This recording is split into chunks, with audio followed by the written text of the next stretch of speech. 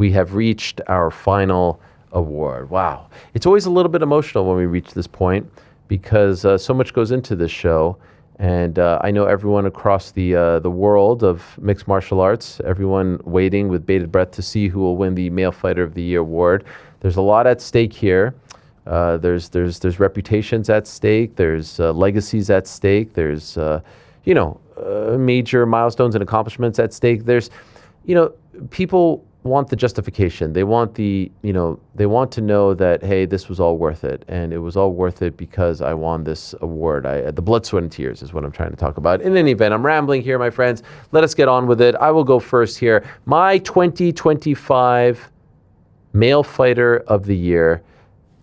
I will admit, it was a little bit tough because I had to look within myself. I had to consider the things that Rick was just talking about. And in fact, I do believe in our 13 years of doing this is the first time that my Male Fighter of the Year or even Female Fighter of the Year winner has a loss on their record in the calendar year. But in the end, I looked at what Merab Dvalishvili did, going 3-0, and then, of course, losing to Petr Yan. But the activity, trying to make history, 4 title defenses in a calendar year, being active, coming back, giving himself, hardly any rest, breaking records.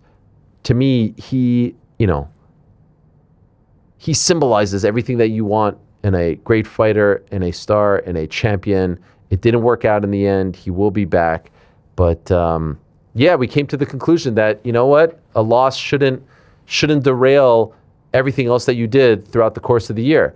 And you know how I ultimately came to this conclusion, guys? What if he would have started the year with that loss and then went 3-0? And I know it's a chronological thing, but maybe we'd be not even having to talk about any of this. In the end, I felt very comfortable with the fact that Merab deserved it. He was more active than anyone. He put it on the line 4 times. Again, didn't end the way he wanted it to end, but I thought he had an incredible year. So shout out to Merab, my 2025 Male Fighter of the Year winner. Rick, you go. If there's one thing I've always said about you, it's that you're a very smart man, Ariel. Well, thank you. I appreciate that. Congratulations on being on the right. Congratulations on being on the right side of history. The answer is Merab Dvalishvili. And for me, it wasn't particularly hard from the perspective that, as I kind of alluded to when I was talking about Manon in the female fighter conversation, you look at the 3 wins. You look at the wins over Umar, O'Malley, and Corey, and you look at the loss to Petr Yan, and you just put that up against other people's resumes, and to me, the math says that it's still Merab. Now, if Yan had gone out there and maybe got one more win against somebody, because when you put that win over Merab, tie it with a win over Marcus McGee, that's a fantastic year so far. But I feel like he needed one more to make the math kind of work out and be close to equivalent. For me, the body of work that Merab submitted this year, and then in losing to a pound-for-pound guy now in Petr Yan, did not equate to him losing the discussion for Male Fighter of the Year. So for me, it was still Merab. When you put his resume up against any other resumes this year, the math still looks right to me. The logic still makes sense that it was his year. And so that's where I ultimately landed, and it sounds like you did as well. Okay. GC? What Merab was able to do in 2025 is, it's the stuff of legend. 3 title defenses, the activity off the charts that we rarely see, dominant performances, and then truly going for greatness against Petr Yan in December. But I think when you go for greatness, you put everything on the line, and I think he did that against Petr Yan, and unfortunately he came up unsuccessful. And credit to Merab, the accolades, how incredible he is as a fighter.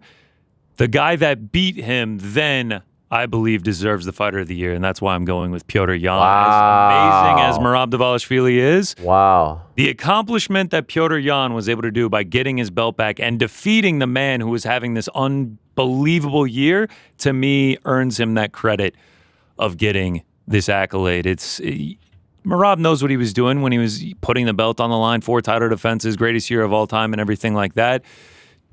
To get systematically beat down like that, I think the award should go to wow. So it's a great shout. Can I break the 4th wall? Please. This is what propelled me to introduce the performance of the year, because I was struggling. I was like, how do you not give Petr Yan any type of award here? How do you not like shout out that performance? And so it's like, okay, that performance was great, but I thought Merab had the year. You're 100% right. And yeah, I struggle with it. I struggle with it. First time ever. What do you think, Petesy? What do you got? Who's your pick? I don't have either of those guys, I'll tell you that much. Wow. Paul Hughes again, huh? Look, it's Paul Hughes. Wow, who's this? It's similar to I could see. my I could see. female pick, the greatest female fighter in the world, Valentina Shevchenko. I went for the greatest male fighter in the world. Proved that again by winning a second belt in a second weight class, Islam Makhachev. Wow. So 2-0 this year, a January win, and then the historic win in November. Yeah, those were the guys. It's tough. Honestly, I was going back between Merab, Jan, and Islam, and I think I overthought it. I just kept on weighing them all up.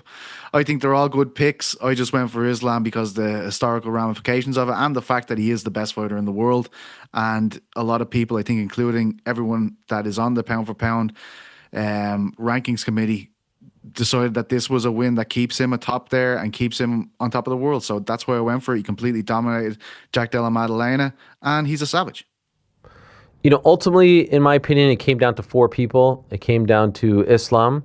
It came down to Petr Yan. It came down to Merab or Josh Van, who went 4-0. I don't think anyone else had a really strong case. Obviously, guys like Ilya had a win and Hamzat had a win, Volk had a win, but like those guys were the most active. And I wouldn't hate any of those picks. Like if anyone here said Josh Van, I'd be like, yeah, Josh Van went 4-0 and won the belt. And even if that accident didn't happen, that was a great year. So in the end, I think we, 2 of us agree, the rest not. And the people, by the way, they went with Merab. So say what you will about the people. No, I've always said they're very smart. Yeah. Too. I really was thinking about it, and I probably could have like looked through the archives. I don't think in all my years of doing this, like to me, it was always automatic. You're disqualified if you have a loss on your record in the calendar year. Well, what I think is unique about this one and why that happened is nobody is as active as Merab has been. Yeah, no one tried to really go for it. Let's be very clear. We have to state this. This is very important. 3 title defenses is still tied for the record in a year. Merab was able to do that. He didn't fall short on that. He did that. He would have set the record and been alone in that if he was able to do 4. But he tied the record for most title defenses in a year that he ended up losing at the end of it.